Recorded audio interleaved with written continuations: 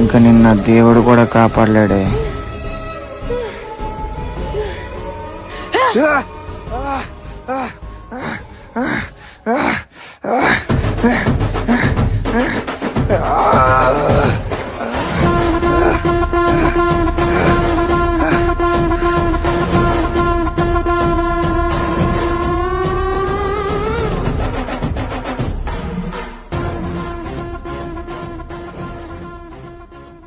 తన ప్రాణం పోయే పరిస్థితిలో కూడా మరొక ప్రాణానికి జీవం పోసేంత ధైర్యం ఉన్న ఆడది ఇలాంటి పిచ్చి కుక్కలకు భయపడి తమ మానాన్ని ప్రాణాన్ని పోగొట్టుకుంటే ఎలా?